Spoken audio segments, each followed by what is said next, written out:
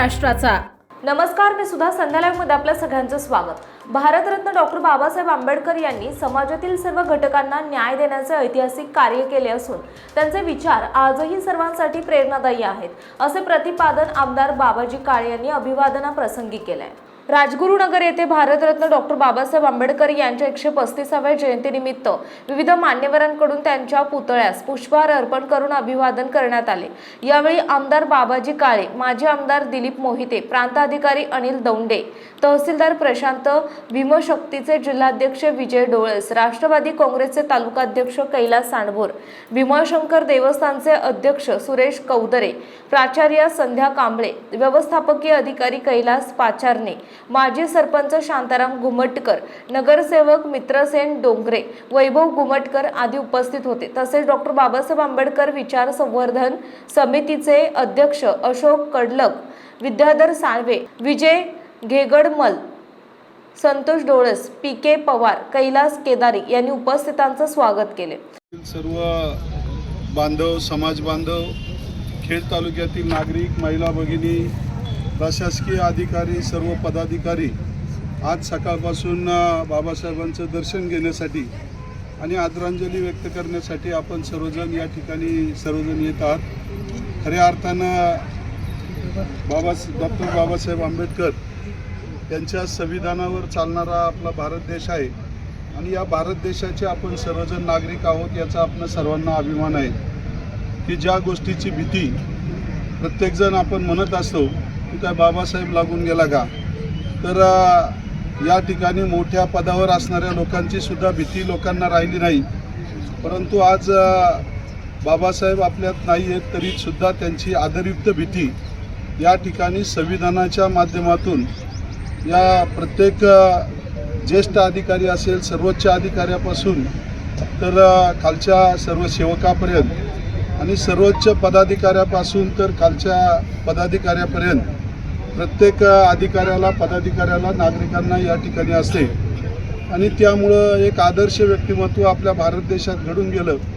त्या संविधानाच्या प्रत्येक वाक्यावर, शब्दावर आपण सर्वजण चालत आहोत आणि डॉक्टर बाबासाहेब आंबेडकर यांनी प्रत्येक घटकाला योग्य न्याय देण्याचं काम मग महिलांसाठी असेल, पुरुषांसाठी असेल, त्याच ठिकाणी सर्व जाती धर्माच्या लोकांना सुद्धा योग्य न्याय देण्याचं काम केलं। आपले समाज बांधव या ठिकाणी उंच पातळीवर आले पाहिजे आणि त्यासाठी वेगवेगळ्या योजना असतील, आरक्षण असेल, बाबासाहेबांच्या माध्यमातून या ठिकाणी मिळालं आणि आजची परिस्थिती पाहता पूर्वी स्पृश्य अस्पृश्य असा भेदभाव या ठिकाणी आज आपल्या देशात, महाराष्ट्रात, आपल्या जिल्ह्यात आणि तालुक्यातही कुठं राहिलेला नाही आहे। आपण सर्वजण मंडळी या ठिकाणी एक विचारानं, एक दिलानं डॉक्टर बाबासाहेब आंबेडकर यांच्या विचारानं या ठिकाणी राहत आहोत। विशेष करून आपली भूमी हुतात्मा राजगुरूंची भूमी आहे आणि अशा या राजगुरूंच्या भूमीमध्ये आज समोर हुतात्मा राजगुरू असतील, भगतसिंग, सुखदेव यांचं सुद्धा स्मारक आहे। समोर आपला डॉक्टर बाबासाहेब आंबेडकर यांचं सुद्धा स्मारक आणि पुतळा आहे। यापूर्वी खेड ग्रामपंचायतच्या माध्यमातून आदरणीय शांताराम घुमटकर असतील, त्यावेळचे सर्व राज्यकर्ते असतील, नंतरच्या कालावधीमध्ये नगर परिषदेच्या माध्यमातून असेल आणि महाराष्ट्र सरकारच्या डॉक्टर भारतरत्न दलित वस्ती बाबासाहेब आंबेडकर दलित वस्ती सुधार योजनेच्या माध्यमातून या ठिकाणी आलेला निधी असेल, या माध्यमातून या परिसराचा विकास झाला। अनेकांनी या ठिकाणी सहकार्य केलं, त्याबद्दल सहकार्य करणाऱ्यांना धन्यवाद देतो। परंतु परवाच आपले क्रांतीसूर्य महात्मा ज्योतिबा फुले यांची जयंती साजरी झाली आणि त्या ठिकाणी मी एक सुतोवाच केलं की अशा महापुरुषांच्या माध्यमातून आपला भारत देश घडलेला आहे आणि त्या ठिकाणी पूर्णाकृती पुतळा क्रांतीज्योती सावित्रीबाई फुले आणि क्रांतीसूर्य महात्मा ज्योतिबा फुले यांचा पुतळा आपल्या खेड शहरामध्ये एका चांगल्या दर्शनी भागामध्ये त्या ठिकाणी व्हावा। सर्व मंडळींनी त्या ठिकाणी साथ देण्याचं ठरवलं। अशाच पद्धतीनं आपल्या पुतळा समितीनं सुद्धा यापूर्वी पवारसाहेब असतील, कडलक साहेब असतील, इतर सर्व सहकारी असतील, गेले 2 वर्षापासून माझ्याकडे आपण त्या ठिकाणी प्रस्ताव दिलेला आहे की आपल्या त्या पुतळ्याला सुद्धा बाबासाहेबांचा पूर्णाकृती पुतळा आपल्या या ठिकाणी व्हावा.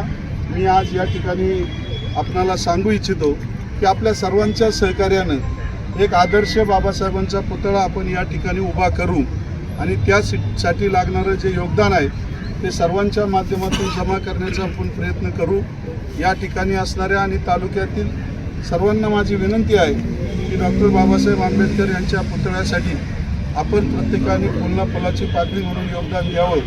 त्यामध्ये सर्वात जास्त योगदान मी आणि माझ्या सहकाऱ्यांचं राहील आणि त्या माध्यमातून आपण हा पुतळा उभा करू. आज या निमित्तानं सर्व पदाधिकारी, पत्रकार, नागरिक, समाज बांधव, बरेचसे अधिकारी वर्ग या ठिकाणी येऊन गेले. मला यायला थोडा उशीर झाला, त्याबद्दल दिलगिरी व्यक्त करतो आणि त्या माध्यमातून महामानव डॉक्टर बाबासाहेब आंबेडकर यांचे विचार, आचार आणि त्यांचे संविधान आपण आदर्शपणे या देशामध्ये आणि आपल्या राजगुरुनगर शहरामध्ये आणि खेड तालुक्यामध्ये राबवू.